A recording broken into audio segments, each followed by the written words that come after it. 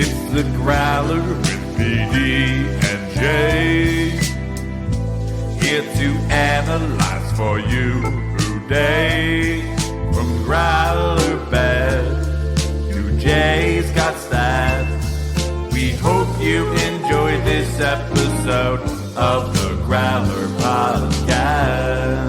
All right. Welcome into the latest edition of PD&Jay. Paul Dana Jr., Jay Morrison. Excited to be with you here. We're recording this because it's just a wonky week. So we're recording this on a Thursday night after we just got through the kind of first day of the practices for the week as the Bengals are prepping for their Monday Night Football game against the Commanders. So a good evening to you, sir. Yeah, I was going to say PD&J after dark, but the after dark kind of has a salacious connotation. So maybe we just do that. We just go with the good evening. I like I like how after dark it looks in your spot right now. You got your one soft lamp behind you, but outside of that, it looks like it's just a soft evening in the Morrison household. I like that.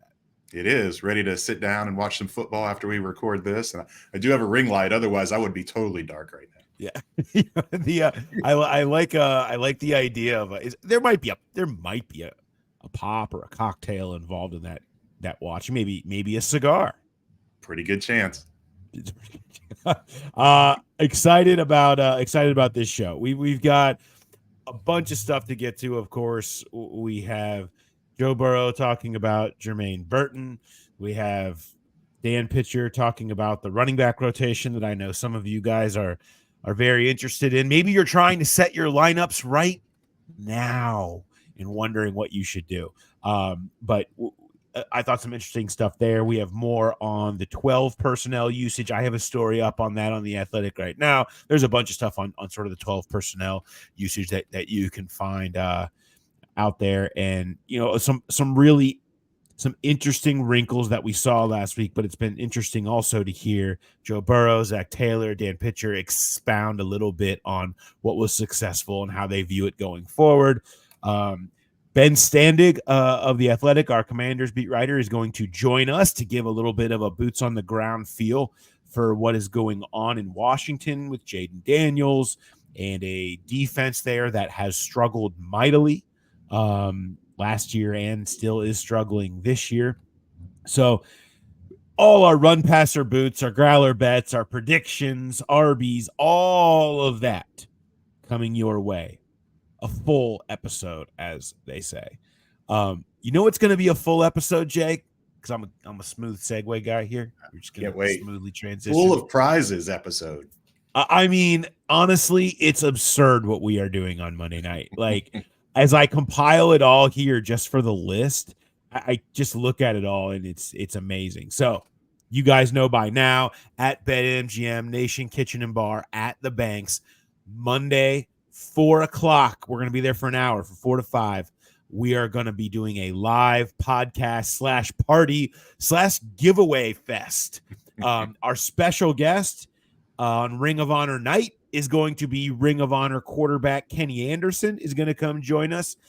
He'll be there, and we'll talk to him a little bit about the Ring of Honor, about a guy who was actually knows Tim Crumry and Corey Dillon, was on a coaching staff when Corey Dillon was on the team and around, and of course played on the same teams as Tim Crumry. So Kenny, always great, and he'll hang out and have some Cincy lights with us, I imagine, as the Ring of Honor night begins. So it's gonna be great for Kenny to join us. Really appreciated him spending his time with us for a little bit. We're gonna be giving away a Jamar Chase jersey. I have a Joe Burrow body armor cooler that the Joe Burrow people sent. A Joe Cooler is what they're kind of, I guess they're trying to make it sound good that way.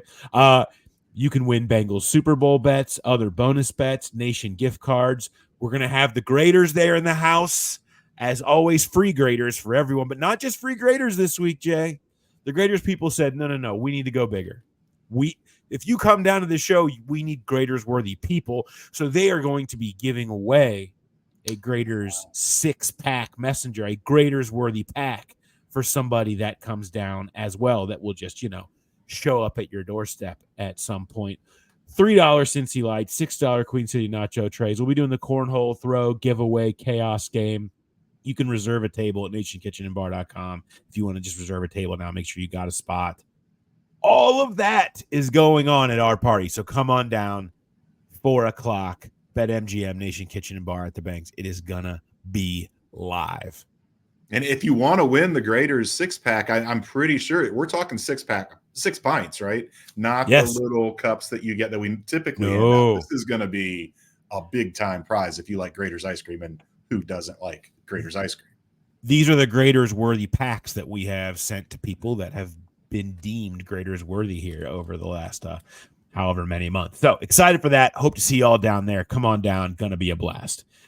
Okay, let's get into a little bit of news here, Jay. News today, T. Higgins. Yeah. We've kind of been saying this. It has been trending this way and looking like it would go this way. T. Higgins back at practice, limited, but back at practice today. All signs pointing towards his 2024 debut coming on Monday Night Football, and something that they have been waiting for a long time, for two long weeks, as they have seen a lot of plays that it felt like, boy, T might have been the one that could have made that one.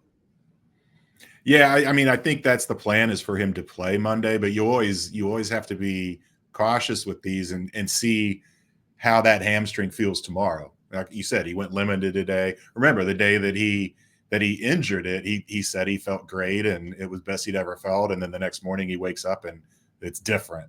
So that will be something to watch. If he goes full tomorrow, then you can pretty much expect to see him out there on Monday night. Yes. Amarius Mims also working into practice a little more as they continue to ramp him up. It sounds like he could be getting closer. We don't know if that's going to be Monday or what that will look like, but he continues to take steps in the right direction and looking a lot closer there. Chris Jenkins was out there with a wrap on that hand, the thumb that he had surgery on. I mean, they just desperately need him at this point. And so he was out there giving it a shot. And the message from Zach Taylor was sort of like, look, we're going to see how it goes in practice. And that goes for a couple of Mims is in that same bucket too. Do a couple of these practices and reevaluate how they look, how it feels, how able they will be to go. But like with Jenkins, because you have BJ Hill and Sheldon Rankins, both did not practice, both still have these hamstrings. That's not good signs for either of them to maybe being able to go on Monday. Lawrence Guy is here now, 34 years old, played over 100 games for the Patriots over the last half a decade plus. A dude with skins on the wall, defensive tackle. He has a giant lion tattoo on his back, and I would not want to fight him in an alley. Looks like one of those dudes who's just like, I am here to not be moved, and that's exactly what they need him to do.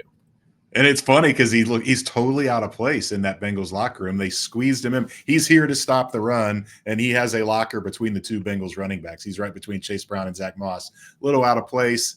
I think they'll get him over at the D-line room. KJ Henry still had a locker. We don't know if he's going to come back on the practice squad and fill that Shedrick Jackson spot. But, it was a little odd to see that. Lawrence didn't want to talk today. He said he would talk tomorrow. Chris Jenkins said the same thing, and you don't want to read too much into it, but he was in a really good mood after practice. It does feel like he held up well in practice, and he didn't want to talk because he had to go get treatment on the thumb, but he said he would talk to us tomorrow too. So that leads you to believe that he's feeling good, and he kind of undersold it a little bit when he called it a wrap.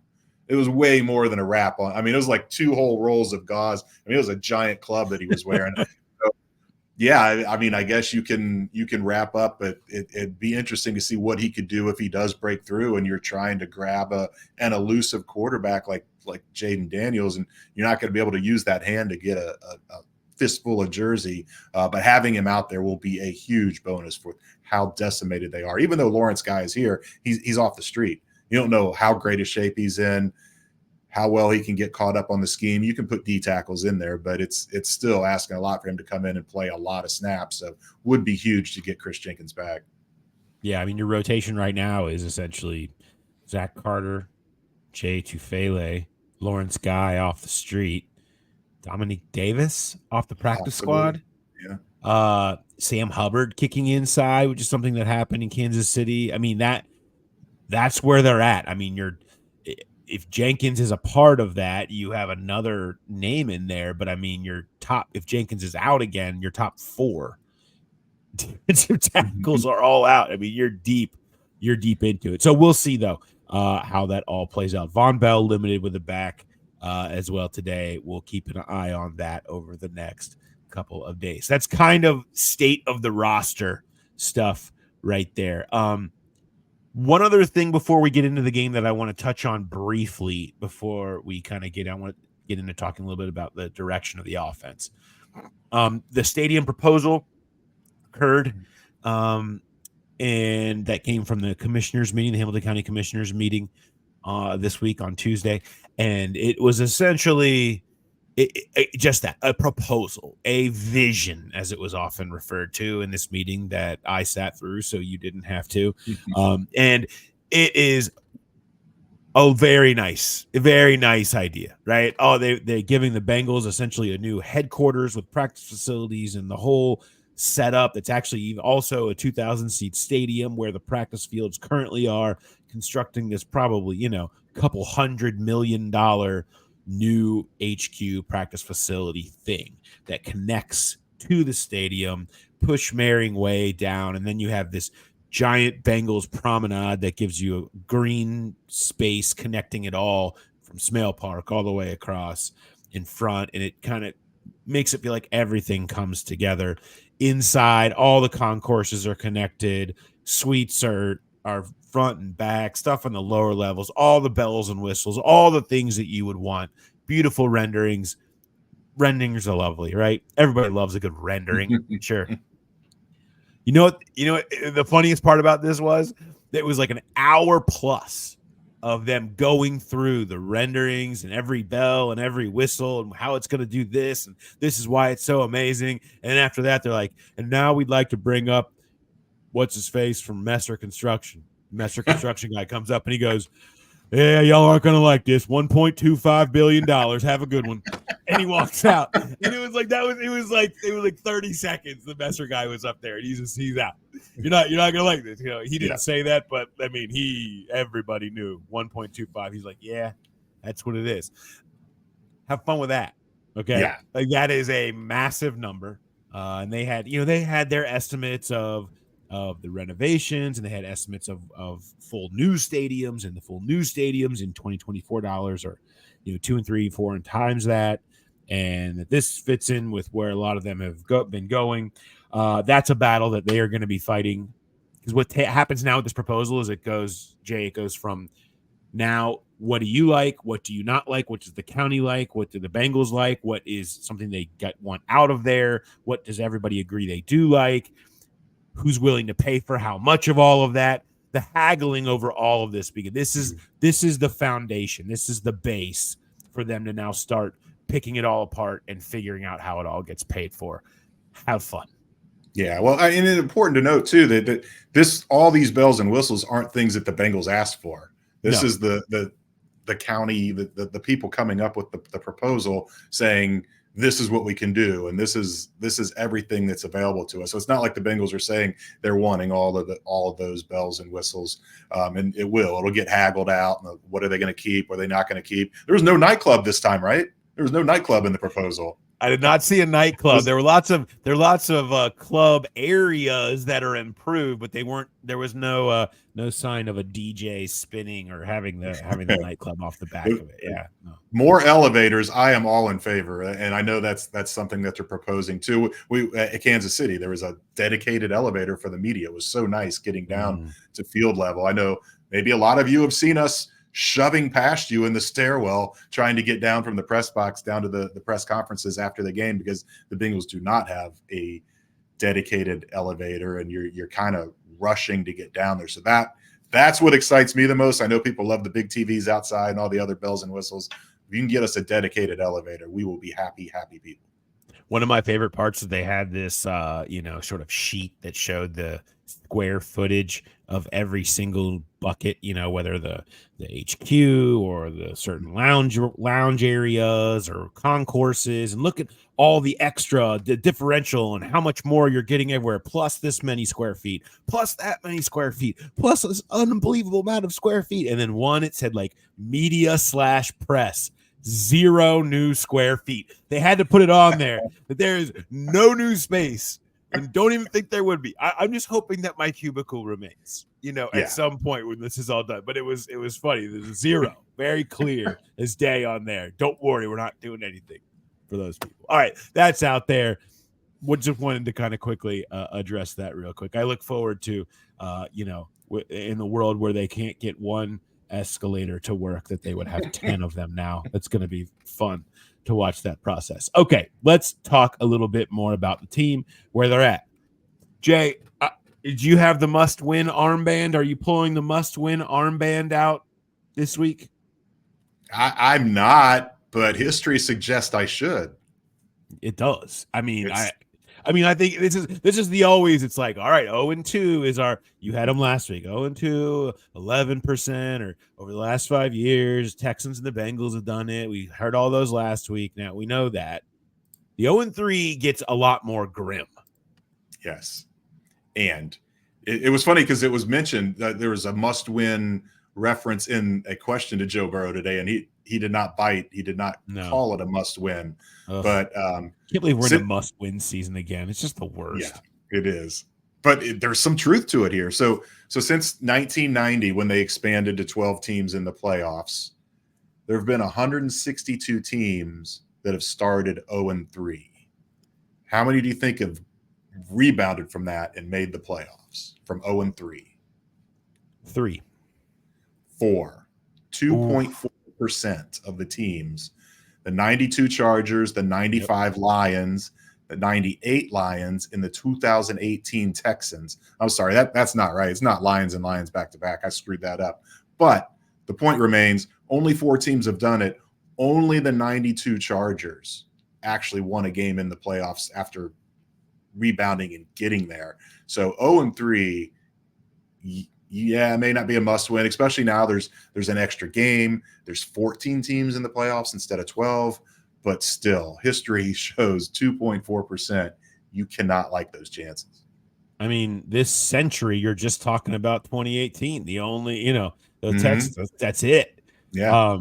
It is. I mean, it's a game changer. And I feel like, and specifically if you look at the setup of this for where the Bengals are at in their season, I mean, if you're going to excuse away the clunker opener, okay? You're going to excuse away going to Kansas City and having them beat in 4th and 16 and the other stuff happens, right?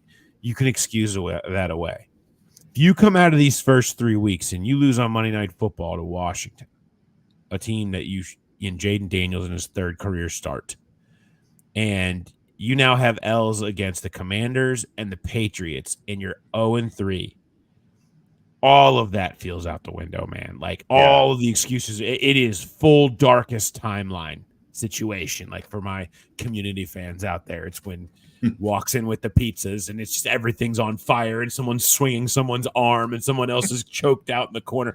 This is the darkest timeline if you lose to the Commanders here, where it feels like the season is essentially over. I mean, they need to be past that, right? And so I would agree with you. I would even put on a must-win armband at this point with my ability to then, if they win, set it back down next to me for future usage. But I don't think there's too many ways around it. It is one that you just, at a certain point, you got to start winning games, right? Like that's right. So I think this is the one. Math is math, but the aesthetics too. I mean, to do it on national TV, to go 0-3, to do it on Ring of Honor night when you've got a bunch of legends in town to watch, it can't happen. They just cannot let that happen. And would I think it's impossible for them to rebound from 0-3 and make the playoffs? No, the roster hasn't changed, but it gets really, really hard, and it would be a bad look. And then you start wondering about splintering fractions and all that. So they have to take care of business against this team. Yeah, and not only that, there would obviously be some serious issues that would need to be worked out for them to lose to Washington. Like things Yeah. would have had to have gone very wrong, probably in the run defense area, I would guess. But that's a whole other thing. We'll get more into that when we start talking about the game a little bit more later. Let's talk a little bit more. There's been a lot of discussion, and I spent a lot of time diving into some of the mechanics of the offense this week, and we talked a little bit more with Dan Pitcher, and we talked a little bit more with Zach Taylor and Joe Burrow, kind of about all of this 12, 13 personnel that we've seen. And we talked about it last week where against the Patriots, you saw them utilize that to get the running game going. And it really was the one drive where you felt like, okay, they're doing it. And they went into it again. What's interesting about their usage of 2 tight ends and 3 tight ends at time has been they have been able to run the ball as effectively as you can imagine, but they have thrown it more than ever. Typically this is a running formation for them. They're up in the 50% and things like that. But when you look at how they're doing it now, they are throwing it out of that and finding explosives out of that, not just to the tight ends. Some of them are to the tight ends, but they're all over the place. Let me bring in a few of these stats I had in my story today. Look at the success percentage, Jay. Over out of 12 and 13 personnel, they haven't done it often. I mean, they have famously lived in 11 under Zach Taylor and been almost league leaders in it every year. They had 2021 success percentage of plays, 41%. And in 2022 is 46. In 2023, 42%. Thus far, in the plays they've done thus far, 56.3 success rate. It's a massive number. Yards per rush, 5 yards per carry out of 12 and 13 personnel right now. Yards per play, the highest in these last 4 years by a mile. And the drop back percentage is 12% higher out of it than it was last year, and much more than it was before that. They're throwing out of it. And that has allowed, I think, one, for their running game to be better while they're also utilizing their tight ends. Will that continue every game? Dan Pitcher kind of said, look, maybe game plan dependent a little bit. It's certainly not going anywhere. Look for a whole lot more of this to be coming very soon. I mean, look at what they did just with Drew Sample in the first quarter. I think all 3 of his catches would be part of that 56.3% success rate. I know the first one was 12, but they were making play. I mean, typically he's a check down last resort. He gets tackled as soon as he catches the ball, and they don't go for much, but that is a big part of it. And you've got tight ends, you got Gesicki, you've got Eric All, guys that can stretch the field a little bit and make a difference. And I think they're going to lean further into it. In terms of just the overall usage, the game on Sunday, 31.1% of the snaps were in 12. I didn't do 13 like you did. I just did 12. And 13, there's only a few snaps. It's it wasn't a lot of a difference. And that was the second highest percentage in the Zach Taylor era of 12 usage. And the one that was at the top was 50-some% against New England back in 2019. The week 1 game against New England is number 5 on that list. So 2 of their top 5 percentage games in 12 personnel have already happened this year, and they are seeing success. So I think Eric All's role is going to increase. If Gesicki can keep doing what he did against the Chiefs, there's no reason not to have those guys out there. And even with Sample and seeing them put Sample and Eric All in the backfield at times, H-back, fullback, there's just so many different things they can do. And it's kind of a league-wide trend. It's like they saw this coming. Everybody's so surprised right now. What's going on with the offenses? There's no passing touchdowns. There's no explosion. And I think the Bengals were ahead of the curve here, realizing that this might be the way the defenses kind of react to what's been going on the last few years. And so they signed Gesicki in free agency. They draft 2 tight ends in Eric All and Tanner McLaughlin, and they re-upped Drew Sample with a pretty handsome contract for what he's produced in the past. And so I think you're just seeing a plan coming into its own. It's not there yet. I think it's going to continue to evolve and continue to grow as the season goes on. Yeah, no question there. The thing about it that stood out to me when we talked to Dan Pitcher today was his face when it was sort of brought up. Well, what happens when T. Higgins comes back with the 12 personnel? And he was like, Higgins, Chase, and 2 tight ends. Sounds like that could be a pretty good formation for us, right? Yeah. His face kind of was telling the story that, like, we really think that could be a thing. And when you're out there and the one thing, if you go back and you look, and this has been a point of discussion because Mel Kiper decided to spew some diarrhea into the ESPN airwaves today, talking about they should ban 2 high coverages. It's just ridiculous. Talk about media. Talk about modern media in a nutshell. They have a show, NFL Live. This is a great job, and there's all this nuance about the passing being down and how tight ends can be used. And you can have people writing things like we have or whatever, but one person yells something insane into the space and it gets repeated and talked about over and over and over again. But I think one of the points is true is these 2 high coverages, and the Bengals have been seeing them more than maybe anybody in football in recent years. You have to be able to pound them on the ground if they're going to give you that space. If they're going to have light boxes, they're going to play these deep shells. You've got to be able to pound them on the ground with it. And you're seeing teams be able to do that. Well, with 2 tight ends, you can do that. You saw that, again, the drive against New England last week. They're at 5 yards per carry now through 2 weeks. Out of these personnel packages, they can, especially when they're out there with All and Sample, they can move some people now. And they can really find ways to make that work. But in a bigger way, you can find – the only way to find chunks – Nate Tice has a great thread about this.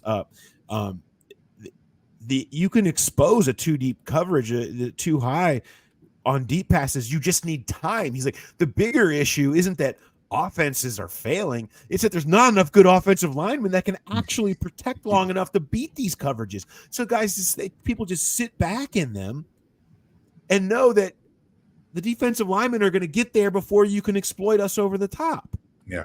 Look at the Burton play. Look at the Burton play from the Kansas City game. They are in 2 tight ends. They run a play action that buys some time. Gesicki comes running in motion. Okay. So the defense has to account for him going out into a pattern because he normally does, right? So you're accounting for him that way. He stays in and blocks with All on the left side to hold down that edge. 2 tight ends holding the edge together, basically a max protect off that play action with just Chase and Burton out in a 2-man route on the other side. Buys tons of time, 4.2 seconds until Burrow released it. Buys tons, and still no one was near him. It buys the time for Burton to go deep, and if you've seen that highlight a few times, what happens? The safety can't get all the way back there. He's too deep.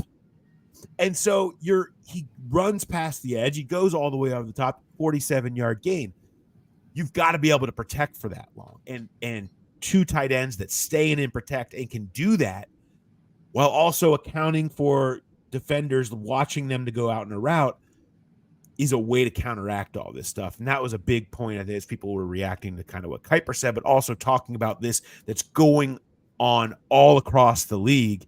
And this is the Bengals way, I think, for them to counter it as well.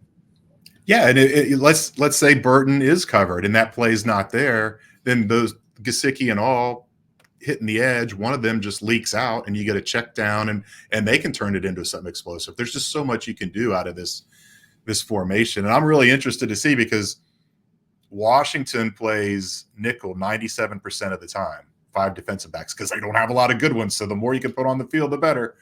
And if the Bengals are going to be in 12 a lot, they're going to try to force them to get out of what they want to do. And if they're not going to do it, I do think that they can hammer them in the run game, and then you can start getting some play action off of that. And when the run game's working and the play action, you can still, if you can protect, you can hit those plays over the top.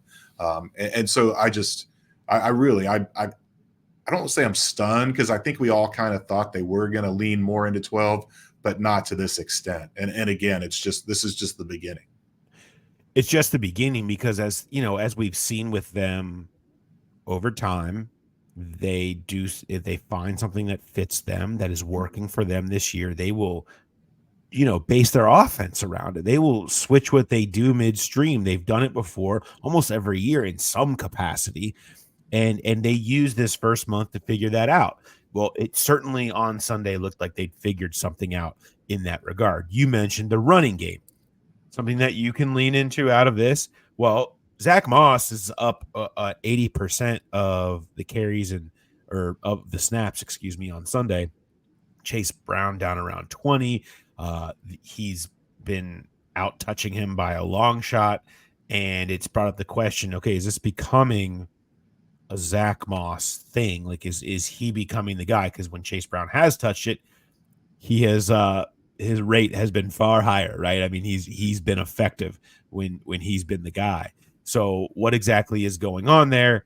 I had that question for Dan Pitcher today. Here's him talking about where the Zach Moss, Chase Brown snap usage situation is going. I'm not going to make this a weekly check-in on the Moss Brown breakdown, but it did move a lot more towards Zach last week. Was that scheme dependent? Is that something you're seeing something a little bit more out of Moss that you can get, or did you come away from that saying, I didn't want to go that far, I'd like to get Chase more involved?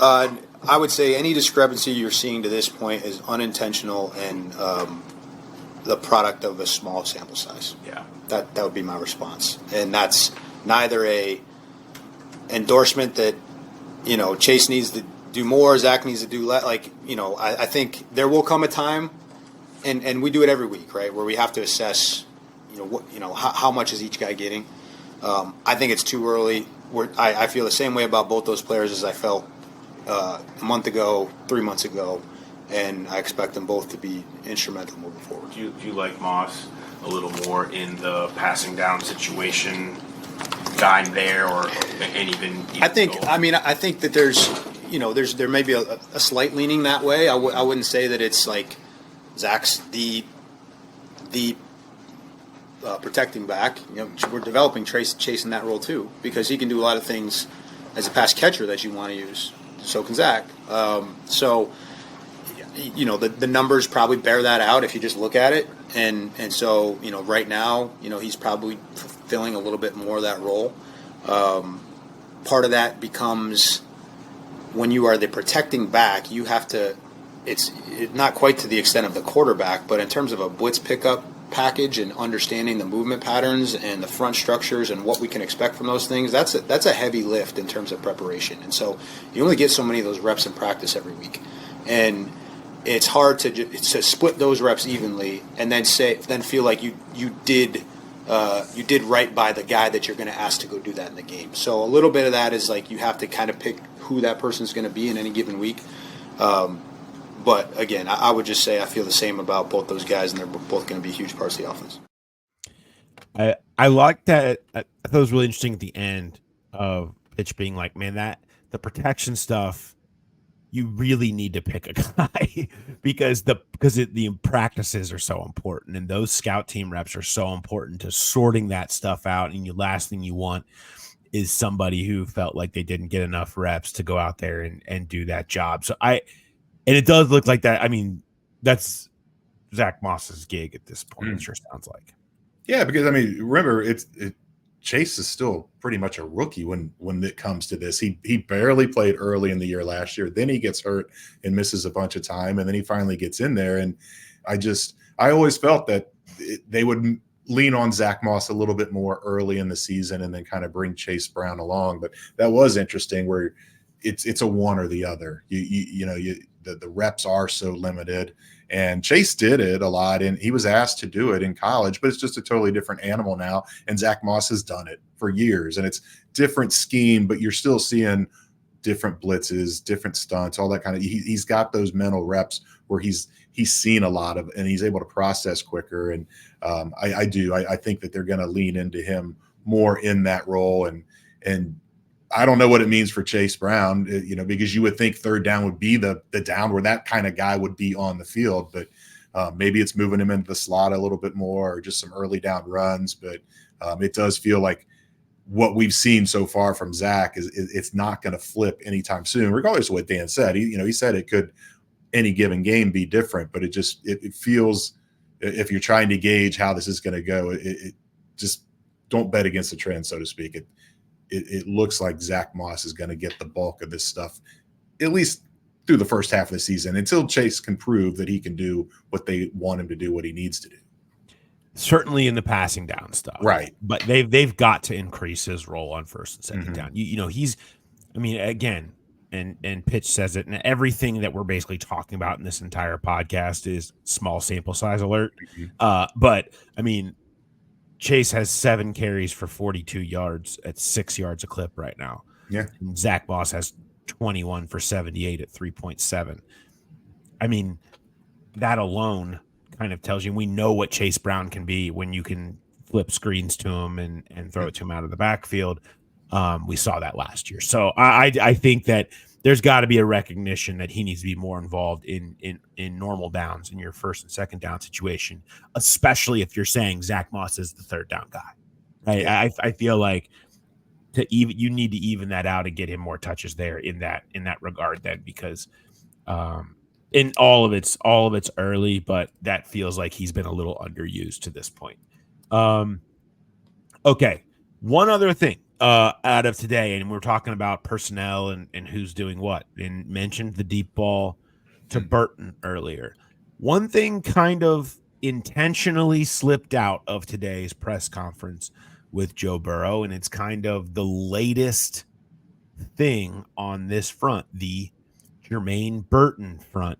And I thought it was interesting. There was a couple of questions about Eric All and why he's gotten so much run and how unique it is, how much he's been able to take all that they have put on his plate. And that was, he's really a skill of his. The more we give him, the more he seems to know it and respond and do well. As a part of that, the Jermaine Burton name slipped out from Joe Burrow. Here's Joe Burrow during today's press conference while asked about Eric All. How unique is that for a rookie to do that? I would say that's very unique. And we have 2 guys on offense that are continuing to get really a lot better for us in Eric and Jermaine. And then, whenever Mims comes back, see him on the field some. So we have some rookies that we're counting on this year that have made some big plays for us so far and are going to continue to get better and find their role. How has Jermaine shown that over the past few weeks? Yeah, he's gotten exponentially better over the last 3 weeks, I would say. You saw him make a big play on Sunday for us. He's going to continue to carve out his role, and he continues to have good practices. So the more he does that and the more he learns, the more you're going to see him. That was Burrow bringing Jermaine Burton's name up into an Eric All question. Okay, that was look, I want to talk about this. And he said the last 3 weeks, they've seen the uptick. And we talked about this, like, this had to happen or he was going to disappear into the abyss of this season. He either was going to start figuring stuff out and studying and getting himself in the playbook and knowing what was going on, or he's going to be a 17-week inactive. And, he's forced to be active early. They get him a couple of snaps, but the tone so much has changed around Jermaine Burton in the last couple of weeks of they're seeing the progress. They're seeing him out there doing the right things. And now Joe Burrow, the man he needed to earn trust from, earned it on the field on Sunday. And now you're hearing that recognized in the press conference on Thursday in this case. That was notable to me. That was him making sure that everybody knows he's starting to do the things that he was supposed to be doing from the very beginning, and there's a reason he got rewarded with the snaps and the plays that he got on Sunday. Yeah, not just that he brought Jermaine up in a question about Eric All, but he didn't just say, "Oh yeah, he's getting better." Exponentially better. Yeah. I think that word was direct, and maybe is an indictment on where he was. Or maybe it is a reflection of how far he's come. But I thought that word really jumped out at me. And I feel like we've seen a different Jermaine Burton in the locker room. He's he's one of those guys where he kind of seemed like he was bothered. He wasn't unfriendly, but he wasn't open and outgoing. It didn't seem like he enjoyed talking to the media. And in post game in Kansas City, he was really good. Today, he was really good. I think he gets it. He's feeling more comfortable, and he's feeling more comfortable on the field, and therefore feeling more comfortable talking about what he's doing on the field. And again, that quote from Burrow, that just the use of the word exponentially, I thought really stood out and said a lot. He picks his words. He doesn't just throw out random plaudits like that. And even it's kind of cliche, getting better every day. You hear guys say that all the time, and that's not what this was. This was he is taking a big leap. Yeah. All right. Let's talk a little bit more Bengals Commanders, okay? And to do that, I do want to bring in a friend of the program, the athletic beat writer that does a great job covering the Commanders for us, Ben Standig. So here is my conversation with Ben Standig about everything going on in DC. For those of you watching on YouTube, hello, good to have you here. You can go and watch the entire interview that I have with Ben Standig up on the site. It's up separately, so enjoy that. Take a cruise around the site. Let's subscribe and hit the buttons and give us some nice reviews and do all that stuff while you're at it. And we'd love for you to do that. And, just see what else you can find. All right, let's get back to it. All right, much thanks to Ben for spending some time with us to talk a little bit about the Commanders. And it wasn't quite as ominous and dark as the Ben Volin interview was a couple of weeks ago. And maybe that's a good thing for Bengals fans, is that it wasn't that dark, because that was truly the bleakest preview I'd ever heard about another team. And then they came in here and looked great, and they've covered 2 weeks in a row now. But that said, still a fair amount of bleak. There was some bleakage there when you talk about some of the issues that they've been having, specifically defensively and in their secondary, where it has been an absolute mess. Yeah, and you get T. Higgins back, and you can exploit that some. I keep going back to what they do well, and that's run the ball. And the Bengals have given up a lot of yards on the ground through 2 games, and they run the ball well with their running backs. Take the Jayden Daniels scrambles out of it. Brian Robinson, Austin Eckler have looked really good and pounded it up in there. And if the Bengals are going to be short at defensive tackle, you could see this being a similar recipe to week 1, where they come in and they shrink the game and they just run the ball. And their defense is not as good as New England's. So I do think the Bengals are going to be able to move the ball and score points. But you can see this if it happens the same way, where they go a couple 3-and-outs to start, fall behind, and then it just turns into this tight kind of situation where they are feeling that must-win mindset. I can see a path where this game is going to be a lot more interesting than maybe Ben thinks it will be. Yeah, I mean, and I think that path is on the ground, and it's up the middle, right? Like we saw, even the Chiefs were like, look, we don't like to take the ball out of Patrick Mahomes' hands, but Jesus, I mean, we can just pummel up the middle. We're just moving them right up on the way up the field. And so you better believe that Dan Quinn and the Commanders are looking at that, saying, let's go in there, let's shove it down their throats. Maybe show everybody all the AFC North games from last year where they got run over and owned in the trenches, and know that they don't have their starters or even a backup right now, and take advantage of that. And that is going to be the Commanders' path, and it should be. And that's going to be a lot of teams' path this year. Now, the Bengals might say, fine, go ahead and waste your time running the ball all day. If you can't throw it, and you can't throw it efficiently, you're going to have trouble winning games in this league. And maybe that's, maybe they'll be challenging that theory on Monday night, but that's the path. I mean, that's going to be, to me, the number to watch. Let's run pass or boot. I gotta run. Let's do some run pass or booting here. I have one here for you. Let's quick throw this one out there. Run pass or boot for me, Jay. Most yards from scrimmage: Jamar Chase, T. Higgins, or one of the tight ends. I'm running as fast as I possibly can with Jamar Chase. Yeah, I just think it's the come out party. Yeah, I do, especially with T back to kind of loosen up the coverage. I think the getting T back is big. I think the reason Jamar has been frustrated so far is because he's wanted to kind of prove it to the organization that you should have signed me. I was worth this money, and the production hasn't been there. So I think that's frustrating. I think a lot of that led to that penalty. I think he's going to be really motivated to kind of make up for that penalty, to make amends, so to speak. And you look at that Washington secondary, it's there for the taking if they want to go that route. And so I think we're going to see a really, really big Jamar Chase game. And then I don't know about Higgins. I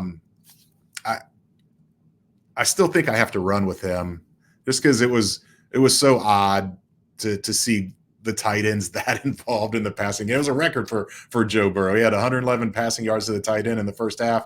That was the most he'd ever had in any game. It ended up at 151. Gesicki's 91 was the second highest yardage by an individual tight end in the Burrow era. So I think Higgins and Chase might do a lot of damage down the field, and this might be more of a blocking game for the 12 personnel and the tight ends. Yeah, I mean, look, if you get Jamar Chase into some kind of even a semblance of a one-on-one against Benjamin St. Juice or any of these guys, I mean, I don't know if Forbes is going to play, but he's obviously had a lot of struggles for them. I mean, they don't have the corners that can cover if you find a way to scheme up in that way, and they should be able to take advantage. I don't know if they're going to give Jamar 18 targets like the Giants did to Malik Neighbors, but you could certainly see it going pretty aggressively when they feel like with Burrow sees one-on-one with Jamar against any of those corners, he's going there, and the same for Higgins. So yeah, I think you're right. I mean, I think one of those two guys could have a big game. It's fair to put that bet on Chase. I think I will boot the tight end just because I think the matchups are wide receiver on corner. I'm with you. Do you have any run, pass, or boots for me? I do. I have one for you here. Let me find it. Okay. So what will be greater? Jayden Daniels rushing yards, Bengals penalty yards. Sorry to bring that back up, Bengals fans. It's still stinging from the 15-yard penalty on Dejon Anthony, or Bengals red zone touchdown percentage. And that's one that can be all over. They could get in there 5 times and score once, and it's 20%. Get in there 5 times, score 4, it's 80%. That one can be all over the place. So Jayden Daniels rushing yards, Bengals penalty yards, Bengals red zone touchdown percentage. I think Jayden Daniels rushing yards will be a pretty big number. I see him scrambling a lot, so I'm going to run with that. I mean, they typically have been better with penalties. I mean, historically, they've been one of the least penalized teams in the league. Yep. Week 1, they weren't penalized very much. So I'm going to boot penalty, and I'll say red zone ends up somewhere in the middle there, maybe in the 75% or something like that, or somewhere between 50 and 75, depending on where it ends up. And I'll have Daniels just above that. Yeah. I don't think Daniels is going to touch 100. And I think this is the week the Bengals get it together. If they move the ball down the field, they're going to finish them. I'm going to run with red zone touchdown percentage and then pass on Daniels rushing yards. And I'll boot the Bengals penalty yards as well. They have been the best team in terms of yards and penalties, fewest since Zach Taylor got here. And last year they were second in the league in terms of differential. So not only do they not commit penalties, but they get their opponents to commit penalties. And so I will boot that one for sure. Jay, do you have some stats? You always have some stats. I assume you have some good stats for me. I find this one fun yet random. Joe Burrow is tied for the NFL lead for longest current winning streak against the opposing conference. Wow. Burrow has won 8 straight starts against the NFC. Wow. He's tied with Lamar.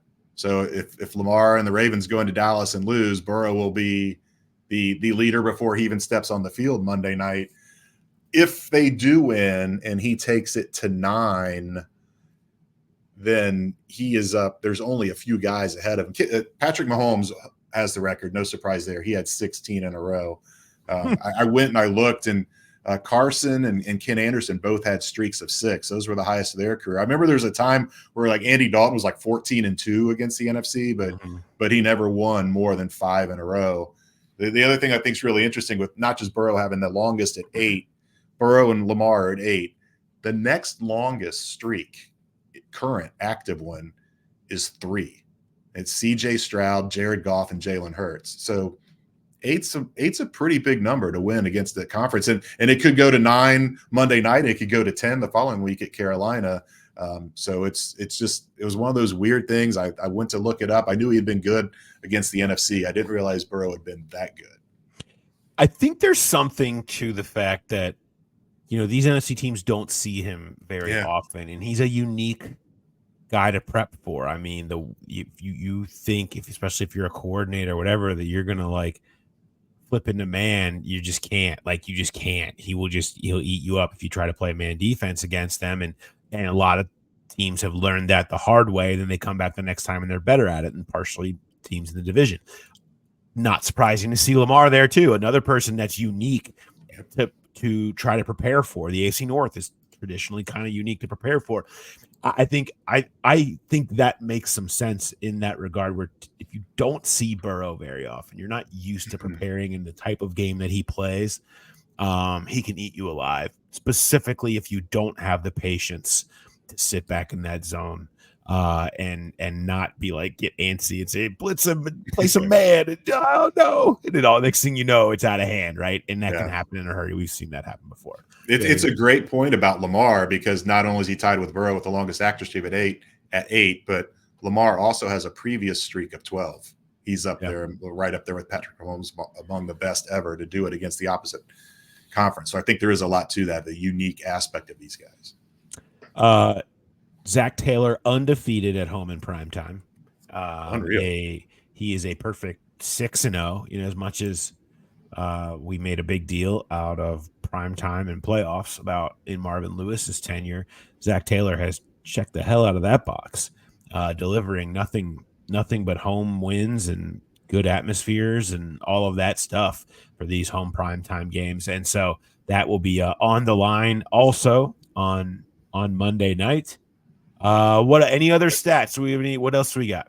Well, just that. I mean, that streak goes back to Marvin. Not just Zach winning 6 in a row, but Marvin won his last home primetime game. It was a Thursday night against the Ravens. So the Bengals' 7-game winning streak in home primetime games is the longest active streak in the NFL. I mean, did you ever think the Bengals would have a streak that was the longest in the NFL that had anything to do with primetime? If they can do it again and win Monday night, it goes to 8. Obviously, there would only be 5 streaks longer than that in NFL history. Saints are at the top of the list with 14, Ravens 12, but the Bengals would be climbing if they could get to 9 or to get 8. Jay, we go around the league, and we've been to plenty other places for primetime games or big games or whatever, and you feel like so many of these atmospheres are incredible. I mean, like Kansas City, and we were talking with some of the coaches and players a little bit about some of the communication issues they have. Like, I mean, sometimes like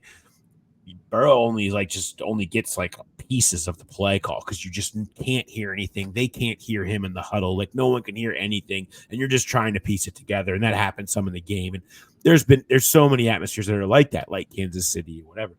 I will say this: the Bengals primetime atmosphere is on par with the best this league has to offer, as far as I have seen. And y'all know, if you listen, I have given their game atmosphere a hard time over the years because it was deserved for a long time. And the primetime games in particular are outstanding atmospheres. And I'm not going to say it's the reason that they're winning, but I don't think it's coincidence that they have played so well in those, because they have really turned that into a strength. And if you're a fan and you've been, I mean, but we go around this league, man, and it's on par now with the best of the best, specifically with these primetime games. You feel it. They do a great job with it, and it matters. Growler Bet time, Jay. I cannot believe this. I can't either. Last week, the Growler Bet was for the air yards on the longest Joe Burrow air yard completion of the game against Kansas City. It was the Jermaine Burton deep ball. That was 40 air yards on the 47-yard completion. 40 air yards. Right in the pocket of where you would have thought all the answers would be. I mean, a nice round number right in the middle. How many people have 40 was my question when I started to sift through all the answers. The answer, Jay, a bunch of people had 39. There were some 41s, some 42s, some 38s. You know what all those were? Oh, so close. So close. Not a single one of you picked 40. Are you scared of the round number?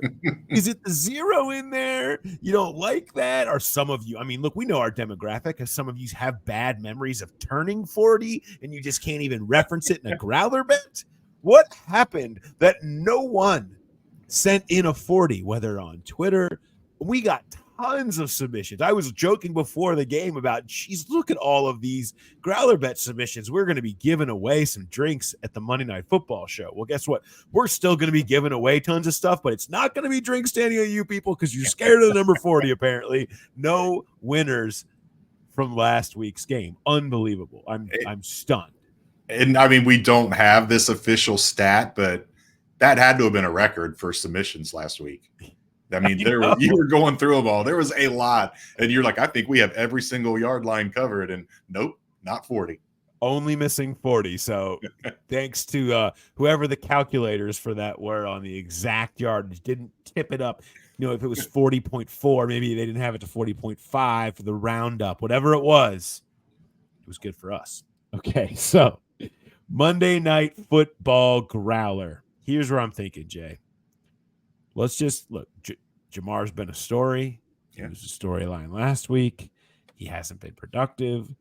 You've got these cornerback matchups. I feel like he's back. How's that going to change things? I feel like the spectrum is wide on the Jamar Chase receiving yards graph this week. So I'm going to say we do that. This week, send in, of course, to the Growler Podcast at gmail.com or hashtag Bengals Growler Bet on Twitter. Your submission for Jamar Chase receiving yards on Monday night against the Commanders. If you win, free drinks and a free tab at one of our live shows in the future will be yours. And if you can't make it, we'll come up with some delightful negotiation that will make you happy. I trust. You can trust us on that one. All right. Where are you going with Jamar Chase receiving yards? So I'm going to throw it back to the first day he talked, and he was asked about the Justin Jefferson and if he wanted to get $1 more. And he said, not $1 more, bro. Justin Jefferson got 140 million. I think Jamar gets 1 yard more, and he goes 141. Well, really 141 yards versus 140 million. They're about the same. So yeah. I said it earlier. I think it's a big game for Jamar. I think it's a breakout game for him. The frustration, the lid comes off. It starts looking like we expected it to look all along. And a big game, a 141 on Monday Night Football. That's fair. I mean, and again, we talked about the Neighbors thing where he was able to beat them up by quite a bit. And, you know, and then you had the opening week for the Commanders. Baker Mayfield is just dotting them up all over the field. Chris Godwin had 83. They had Mike Evans had 2 touchdowns and 61 yards. So big games can be piled up pretty quickly against this Commanders defense. That said, I'm not going to go there yet. I'm not going to go there yet. I think that maybe they do the same thing and they put their attention on Chase and it ends up opening up the tight ends and T. Higgins and to do more. And so I'm not going to go there yet. I will say 72. 72. I'll say 72 yards as my guess, but I'm not going to go for the Chase total breakout. I can see it. I could see them going for 200. I mean, you could when you consider some of the mismatches, if they're able to get him into those and take some shots, you can see that adding up quickly. I mean, anybody that's watched Jamar Chase knows how quickly that can happen. especially teams that aren't really used to him. So, like I said, the spectrum is wide on this one. So send your submissions into the Growler Podcast at gmail.com or hashtag Bengals Growler Bet on Twitter. Also, if you have any questions, comments, anything you want to talk about on Who Dey Light, myself and Mark, send those into the Growler Podcast at gmail.com too, and we will do our best to get to those when we get to that episode, which we'll have coming up for you. That'll post on Saturday this week, because everything's a day late. All right, predictions time, Jay. What do you got? Yeah, again, I could see this being a blowout. I could see the Bengals jumping out early and just running away with it, but I don't think that's going to be the case. I think Washington's going to make this interesting. But I do think that the Bengals are going to score every time they get down there. No field goals. I've got the Bengals winning 28-23. Now, maybe it's 28-16 and Washington gets an, oh, by the way, touchdown at the end. But I think this is going to be uncomfortably close for a lot of people. And more likely, this is Washington possibly driving to win the game at the end, and the Bengals hold on and win 28-23. I like that. I like where your head's at. I like the concept of this being close and there being a drive at the end. I think it is dead wrong. I feel like everything points to the Bengals breakout here. The matchup makes sense. I mean, the ability, a team like this with Higgins and Chase and Burrow to try to exploit one of the worst pass defenses in the league, home, prime time, where they've played so well, desperate feel for this team that has to have a win. Played really well offensively last week, even though they didn't get the win. Feels like a lot's coming together. They're healthy on offense. I just think that they put up points, man. I think they put up a lot of points. Ooh. And so for that fact, it is under the assumption that, you don't get Payne blowing stuff up. You don't have Jonathan Allen blowing stuff up, bringing back bad memories. I think they contain them well enough to take advantage of the matchups. I have 35-19. The Commanders, notably last week, obviously struggled in the red zone and kind of had to kick a lot of field goals. I think and Lou Anarumo, pretty good in the red zone, pretty good at holding teams to field goals. So I feel like you're going to see some of that where Washington will move the ball. They will run it. I think that number will be high. I just think the Bengals just post touchdowns. And they're moving the ball. And it's one of those days where they look like that type of offense you expect them to be. So 35-19 is my prediction for Monday Night Football. All right. Any Arby's before we go for you, Jay? Yeah. So we talked to a couple of defensive backs today. Cam Taylor-Britt, I don't know. Zach wasn't happy with him last week with what he said about Xavier Worthy. And, he mentioned, Zach said, no problem with what Jamar said. He is expressing confidence in them being the team to beat. Don't denigrate the other team, the other opponents. And so he wasn't happy with what he said about Xavier Worthy. And then today he's asked a simple question about Jayden Daniels in that offense. Cam Taylor-Britt says of Jayden Daniels, they don't make him do a lot. They keep it really simple for him. Nice college offense.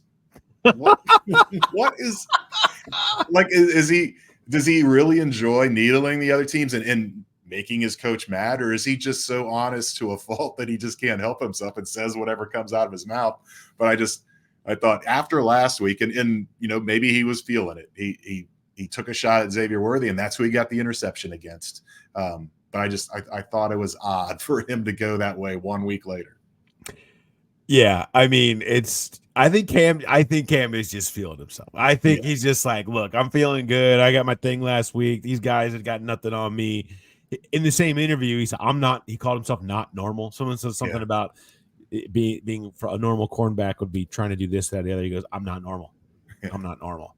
And, he's just kind of in that zone right now. I'm working on a bigger story on Cam right now, and there's a lot there. There's a lot to chew on. And we've talked about his come up for a while now, and it feels like that was the breakout highlight that could be the one to set off a breakout year. He's, PFF has him as a top corner right now by grades. If you want to care about that through 2 weeks or whatever, but I think he's played at that level, and he has 5 interceptions in his last 10 games. It's I think he's just feeling himself right now. I'm feeling good and saying y'all can bring it. I don't expect him to get tested a ton, as much as they throw underneath and as little as you could see them going after Cam after what they saw last week. Mine, this is kind of a silly one. We had a athletic all hands meeting earlier today, and it's one of these. Those. I miss those. Yeah, you. But it's one of these where the company heads are talking about, the athletic heads, like, well, what's going on and what we're doing and projects here and updates on that and surveys and things to look out for, your standard work stuff. And so they're going through decks, PowerPoints, and talking and whatever. And I'm sort of paying close attention, as I always do in all of these meetings, Jay, just very attentive, right? Hanging on every word. Can't wait for the next one. And I'm actually driving down to the stadium, and I have it on the Zoom up on my phone, and it's playing on the speakers. And all of a sudden, the deck comes up, and it's some like little motivational thing, and there's a GIF attached to it. And you know what the GIF was? Uncle Mike saying, "You got this, go do it," and putting his thumbs up. "You got this, go do it. You got this, go do it." Uncle Mike Thomas, former Bengals safety. And I'm like, why is this guy in New York who's telling us about the inclusion survey have an Uncle Mike gift that he's putting in here? I was not expecting Uncle Mike to show up into this presentation today. I was just cracking up. So shout out to Uncle Mike, who's got a gift that apparently is so appealing that people across companies everywhere are using it for corporate PowerPoints. Was he in uniform? Was he wearing a Bengals uniform? He has his gear on, his no excuses gear, the excuses with the line through it that he sold at one point. So friend of the program, Uncle Mike, who we love, of course, now doing work at the top of the NFLPA. And so anyway, good to see Uncle Mike show up in my PowerPoint. All hands today. You can do it. All right. Thanks to everybody for listening. Who Dey Light again will be up with myself and Mark on Saturday, so look out for that. And of course, we want to see you down at the live show, BetMGM Nation Kitchen and Bar at the Banks, 4:00. It's right across from GABP, down from the Holy Grail, right on the corner, right by the streetcar drop off. Park downtown, take the streetcar, walk on in, get free stuff, free graders. The Graders giveaway. Kenny Anderson's going to be there. Jamar Chase jersey. The Joe Cooler. Super Bowl bets. Nation gift cards. Bonus bets. All of it. $3 beers. Drink for cheap. Okay? All of it happening. And then you can ask us questions. You can ask Kenny Anderson questions. Talk to him about the Ring of Honor. Trying to get into the Hall of Fame. Anything that you want. All of that is happening between 4 and 5 o'clock on Monday. Come on down and join us. It is going to be a blast. We hope to see you there. And I will talk to you on Who Dey Light on Saturday. Have a good one, everybody.